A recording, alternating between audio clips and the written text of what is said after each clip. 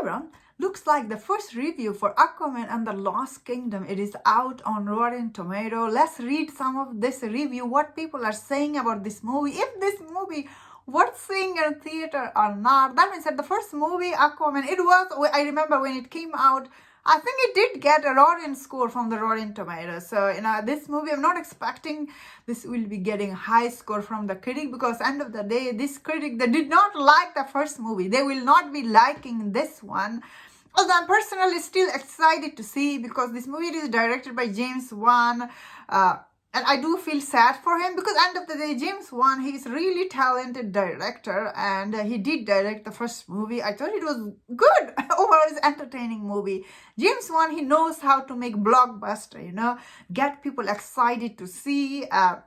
End of the day, he directed $2 billion movie, the first Aquaman, but also Fast and Furious 7. So he knows how to construct a good blockbuster. But end of the day, I feel like, because this movie, before this movie came out, we did hear about, all this reshoot, recut, of course, Amber Heard in it.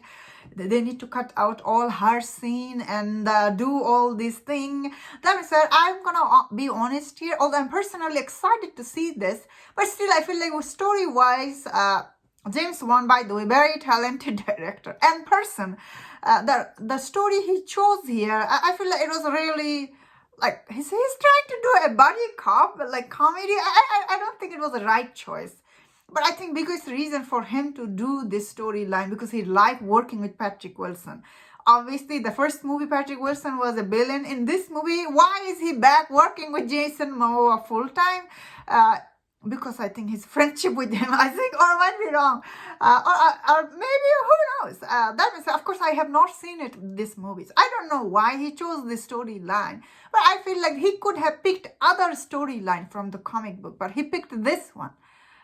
He could have picked the conflict going on in the kingdom. I would have loved to see those. He could have done some Game of Thrones type story here, but unfortunately, especially under the ocean, there's all these tribe people out there, they could have done that story. Unfortunately, the story he chose here, very outdated idea, I guess. And I see, when I see some of this review, these people are really not happy with the storyline, which is not shocking, unfortunately.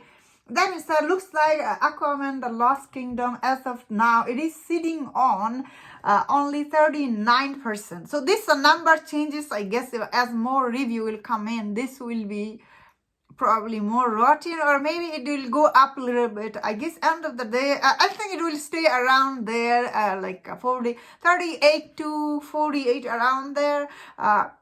Because these are all top critic, they're giving their review. And this top critic, they're very snobby, and they do judge a movie based on everything, I guess, storytelling, tone, and visual effect. Based on everything, they judge the movie. And I see, when I see this, some of this top critic, whoa, most of them actually gave rotten. Like, when you look at all the review from the top critic, whoo, these are all rotten, especially some of these people, though they do have a point here.